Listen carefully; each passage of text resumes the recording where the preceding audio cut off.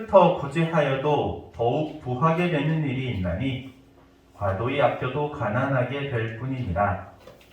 구제를 좋아하는 자는 풍족하여질 것이요 남을 윤택하게 하는 자는 자기도 윤택하여지리라. 아멘. 이것은 우리 주님의 말씀입니다. 세상에서는 부를 축적하기 위해서 더 많은 것을 가져야 한다고 가르칩니다. 그리고 부를 이루기 위해서 요즘 유튜브를 보면은 유명한 채널들 그리고 인기 있는 채널들의 대부분은 어떻게 돈을 많이 벌 것이냐 이런 주제를 가지고 있는 유튜버들에게 많은 사람들이 시청을 하게 되죠. 거의 대부분 공통적인 점이 있죠. 아껴야 된다라고 말합니다. 쓸데없는 곳에 지출하지 말아야 되고 아낄 수 있으면 10원 한 장짜리도 다 아껴서 써야 된다. 아껴야 된다. 아끼고 아껴서 종잣돈을 만들어라 이럽니다. 종잣돈을 만들었으면 이제 이거는 종잣돈을 가지고 굴려야 된다. 그러면 눈덩이를 굴리듯이 이게 굴러가면서 점점 커진다. 그렇게 이야기를 해요. 세상이 가르치는 돈 버는 방법이에요. 그런데 재미있게도 하나님의 방법은 너무나도 다르죠. 오늘 말씀만 봐도 세상이 추구하는 방법과는 세상이 추구하는 방식과는 전혀 다른 방법을 우리에게 가르쳐주고 있습니다. 잠언 11장 24절 25절 어떤 내용입니까? 구제하여도 여기서 이제 흩어 구제하여도 그랬는데 이 구제라는 말은 선물한다라는 의미도 함께 포함되어 있어요. 그래서 남들에게 선물하고 나눠주고 베풀어 주는데도 불구하고 어떠한 일이 생기느냐 봤더니 오히려 부자가 된대요. 세상은요 악착같이 쥐어야 되고 악착같이 모아야 되고 아껴야 되고 그래야 부를 이룰 수 있다고 말하는데 하나님의 말씀은 오히려 나눠주고 베풀어주고 그리고 섬겨줄 때 부자가 된다고 이야기해요. 이걸 보면은 이런 생각이 들어요. 야, 우리의 생각과 하나님의 생각은 너무나도 많이 다르구나. 그렇지 않습니까? 우리의 계획, 우리의 방식, 그리고 우리가 추구하는 것과 우리 하나님의 계획, 우리 하나님의 방법, 우리 하나님의 일하시는 것은 너무나도 다르다는 사실. 기적에 관한 것도 마찬가지예요. 우리는요, 신앙생활을 하면서 하나님께 많은 기적을 원할 때가 많아요. 기적 같은 일이 이루어지는 것을 원해요. 우리 눈에 보기 기적과 같은 일. 어떻게 보면 하나님께서 물론 우리에게 기적을 베풀어 주시기도 합니다. 그런데 우리는 기적에 목적을 맞출 때가 많이 있어요. 우리 당일교회가 20명, 30명 모이게 되는 거 기적과 같은 일이잖아요. 그렇죠? 할렐루야. 아멘. 이렇게 모이는 것만으로도 참 감사하고 기적과 같은 일이라고 말하지만은 이것보다도 더 중요한 한 가지 사실이 있어요. 교회가 예배하고 있다라는 사실이에요. 20명, 30명이 모이는 게 중요한 게 아니에요. 모여서 하나님을 찬양하고 한 명이라도 좋아요. 오히려 예수님께서는 두세 사람 모인 곳에 나도 함께 있겠다 말씀하셨어요.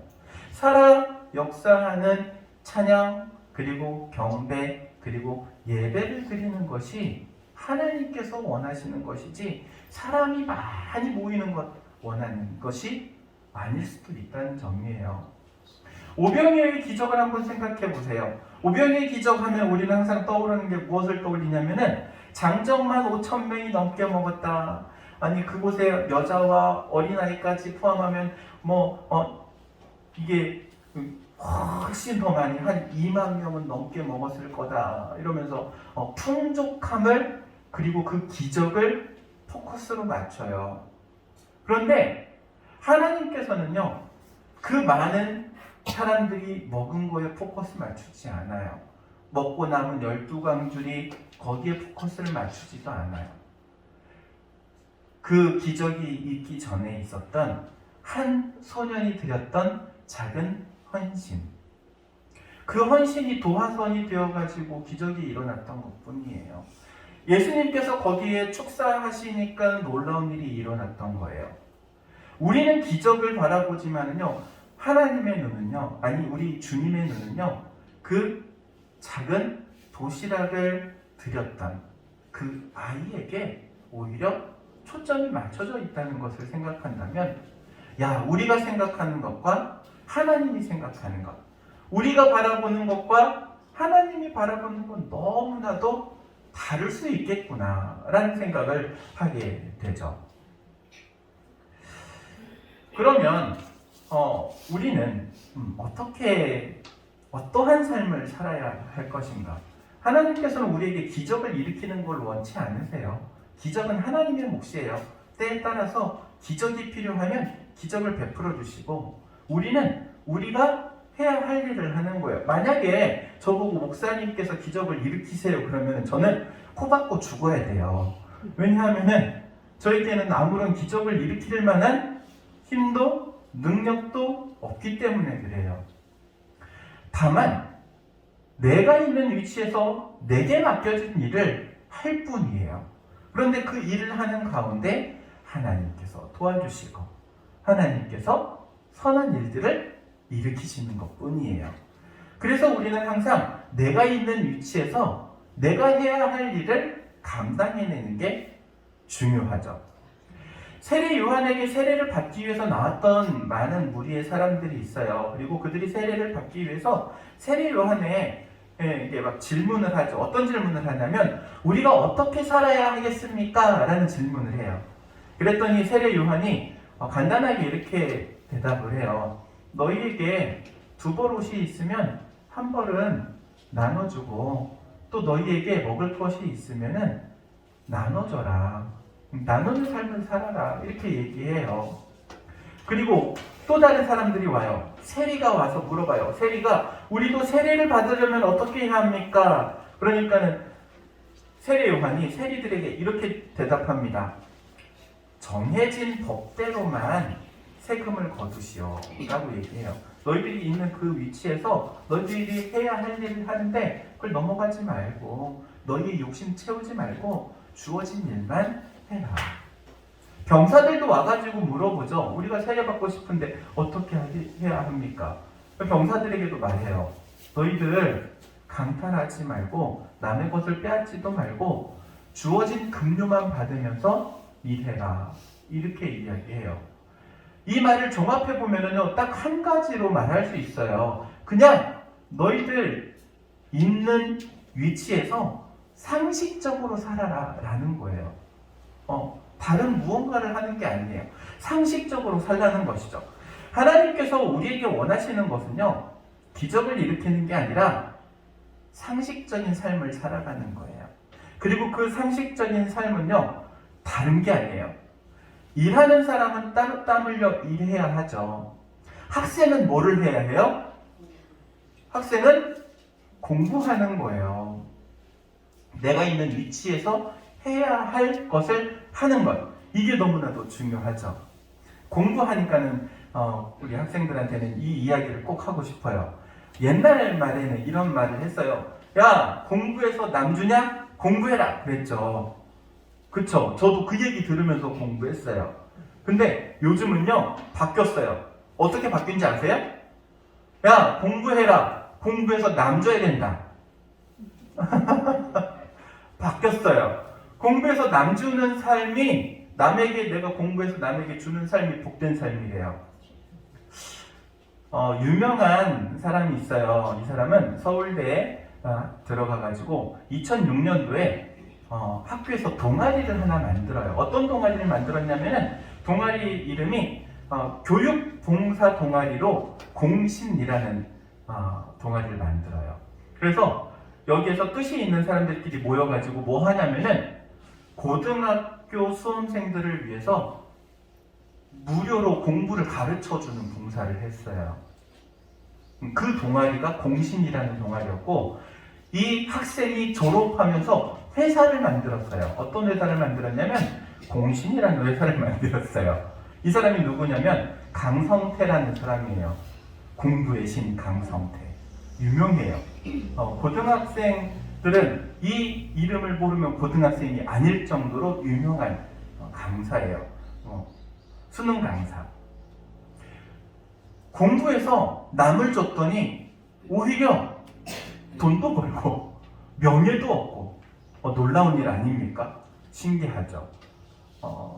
과거와 같았으면 공부해서 나만 가지고 있어요. 공부하는 노하우도 나만 가지고 있어야 되고 공부에 대한 남들이 모르는 것만 내가 가지고 있으면 됐다라고 생각했는데 이제는 그 노하우를 오히려 오픈해가지고 알려주니까 성공하게 된 거예요. 저는 한 20년 전에 봤던 TV 드라마의 한 대사가 제 인생에 있어서의 하나의 명언으로 자리 잡고 있는데, 드라마의 이름은 상도라는 드라마예요. 그리고 그 상도에 나오는 대사 중에 이 대사 한마디가 참 제 마음을 많이 움직였어요. 어떤 말이었냐면은 장사가 무엇입니까? 라는 질문에 대해서 이 스승이 장사가 뭐냐라고 대답해 주는데 이렇게 말해요. 장사는 이문을 남기는 것이 아니라 사람을 남기는 것이다 라는 대답을 해요. 이득을 남기는 게 아니고 사람을 남기는 게 장사래요. 그런데 그 대사가 제 마음에 확 와닿았어요. 맞아. 교회도 마찬가지야. 교회도 이문을 남기는 게 교회가 아니야. 교회는 사람을 남기는 곳이야. 예수님께서 부활하시고 승천하시기 전까지 무엇을 하셨습니까? 제자들을 훈련시키셨어요. 결국에 예수님도 사람을 남기셨어요. 교회는 사람을 남겨야 되는 곳이에요. 이문을 남기려고 하면 안 돼요. 우리가 이제 부활절 그리고 행사할 때 이렇게 마을에 섬기면서 선물을 드리잖아요. 그럼 선물 드리면은요 또 반응이 있어요. 어떤 반응이 있냐면요 이제 꼬깃꼬깃 주머니에서 돈을 모아가지고 보내요 교회로. 저는 꼭 그렇게 얘기하죠. 돈 필요 없어요. 돈 보내지 마세요. 그냥 사람이 오시는 게 좋아요. 한 번이라도 좋으니까, 왔다 가는 것만으로도 좋으니까 사람이 오는 게 좋아요. 돈 벌려고 했으면은 어떻게 그 선물하겠어요. 선물할 돈을 가지고 있지. 그러지 않겠어요. 여러분, 나누고 베풀어 준다는 게 얼마나 큰 복인지 아십니까? 먼저 주려는 마음이 있는 것 자체가 복이에요. 주려는 마음이 있는 거. 누군가에게 내 것을 주려고 하는 마음. 여러분, 우리말 속담 가운데 콩 한 쪽도 나눠 먹는다라는 말이 있잖아요. 콩 한 쪽을 나눠 먹으려면요, 이 콩 한 쪽밖에 안 되는 걸 나눠 먹으려면 마음이 있어야 돼요. 상대방을 향한 사랑하는 마음이 있어야 콩 한 쪽도 나눠 먹는 거지 무턱대고 나눠 먹을 수 없는 거죠. 그 콩 한 쪽도 나눠 먹을 수 있는 이유가 무엇이겠습니까? 함께 하고 싶기 때문에 그래요. 함께 하고 싶기 때문에. 기쁨을 함께 하고 싶고 즐거움을 함께 하고 싶고 함께 하고 싶기 때문에 그렇죠. 어떤 분들은 우리 교회를 가리켜서 그런 이야기를 해요. 야, 시골 교회가 돈이 있으면 얼마나 있다고 이런 선물들을 하냐. 돈이 있어서 하는 거 아니에요. 마음이 있어서 하는 거지. 저도 이번에 준비하면서 처음에는 그랬어요. 떠갈 생각 없었다니까요.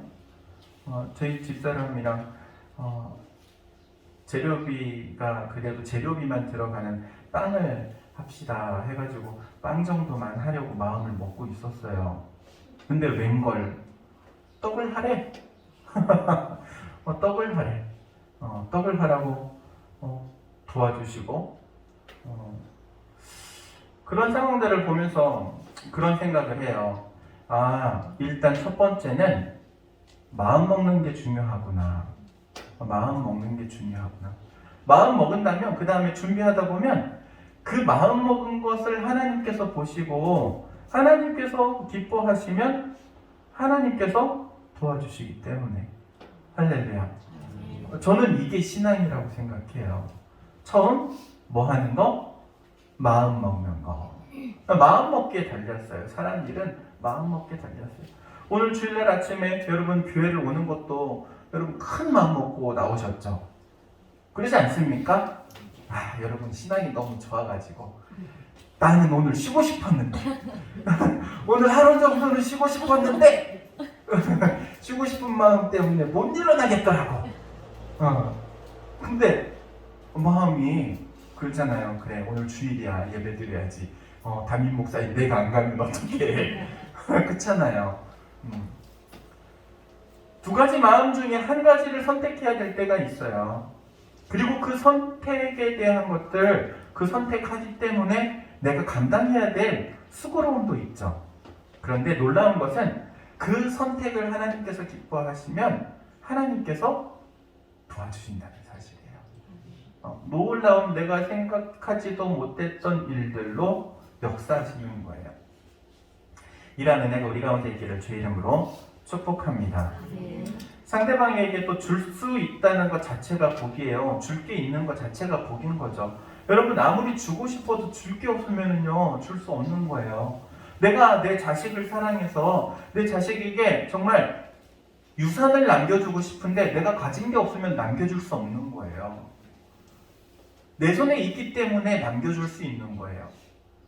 나눠줄 수 있는 것도 마찬가지예요. 나눠주고 싶은 마음은 있어요. 그런데 내가 가지고 있는 게 없으면 나눠줄 수 없잖아요. 나눠줄 수 있는 상황 자체가 얼마나 큰 복인지 모릅니다. 그래서 성경은요 그렇게 이야기해요. 받는 자보다 주는 자가 더 복되도다. 할렐루야. 아멘. 세상 사람들은요 받으면 복이라고 하잖아요. 하나님께서는 주는 게 복이래요. 줄 수 있는 게 복이래요. 주는 사람이 복이래요. 그렇다면 우린 여기서 한번 생각해 봐야 돼. 과연 나는 무엇을 줄 수 있는 사람이 될까? 여러분 줄 수 있는 거 많습니다. 시간을 줄 수도 있고요. 내가 가지고 있는 어떤 달란트를 줄 수도 있고요. 지식을 줄 수도 있고요. 물질에만 부여되어 있는 건 아니에요. 제가 이번에 노예 사는 세미나에 가서 이제 교육을 도와드리면서 목사님들이 이제 이렇게 동영상을 찍고 제작하고 이런 것들을 잘 모르시는 분들이 많이 계셔가지고 그 교육을 하는데 함께 가서 도와줬어요. 원래대로라면 안 가려고 했는데 이제 그래도 약속을 해놔가지고 그냥 가게 됐어요. 그냥 가가지고 목을 이러면서 막 도와드렸어요. 목이 아파가지고 목 잡고 뒷목 잡으면서 성심성의고 막 다 도와드렸어요. 다 마치고 저녁에 이제 들어와서 저녁에 문자가 하나가 띠링 하고 오더라고요. 그날 처음 뵌 목사님이셨는데 이 목사님이 뭐라고 이렇게 보냈냐면 문자로 딱 이렇게 보내주셨어요. 오늘 도와주셔서 너무나도 감사합니다. 기회가 되면 은혜를 갚겠습니다. 그래. 저는요 그분들에게 도와드릴 때 제가 있는 시간 그리고 제가 알고 있는 그냥 지식을 섬긴다고 생각하고 섬겨드렸을 뿐인데 이분들은 그거를 은혜로 받은 거예요. 여러분 우리가 줄 수 있는 게 얼마나 많은지 몰라요. 외로워하는 사람에게 가까이 가서 아무 말도 안 해도 좋아요. 함께 있는 것만으로도 내가 그 사람에게 시간을 주고 있는 것만으로도 이미 주고 있는 거예요. 무언가 큰 거를 줘서 주는 게 아니에요. 빌딩을 줘서 주는 게 아니에요. 땅을 줘서 주는 게 아니에요. 돈을 줘서 주는 게 아니에요. 마음을 주고 그리고 시간을 주고. 할렐루야. 아멘. 여러분의 인생이 줄 것 있는 인생 되기를 주의 이름으로 축복합니다. 여러분의 이웃들을 만났을 때 이웃들에게 전해줄 수 있고 여러분의 자녀들을 만났을 때 여러분의 자녀들에게 줄 수 있고 친척들을 만났을 때 내가 만나는 모든 사람들에게 줄 수 있는 인생 얼마나 아름다운 인생입니까? 하나님께서는 그 인생을 복된 인생이라고 하시는 거예요. 이러한 은혜가 우리 가운데 있기를 주의 이름으로 축원드립니다. 기도하도록 하겠습니다. 사랑과 내가 충만하신 하나님 은혜를 구합니다. 주님께서 저희를 통하여 하나님의 선한 일들 이루시기 원하시는 줄로 고백합니다. 특별히 저희를 통하여 우리의 주변, 우리의 이웃들을 섬기게 하시는 하나님, 우리 인생이 줄 것 있는 인생 되게 하시고 나누고 베풀고 도와주는 손길 되게 하옵소서. 또한 그러한 복된 손길, 복된 삶이 되기 원하오며 그리스도이신 예수님의 이름으로 기도하옵나이다.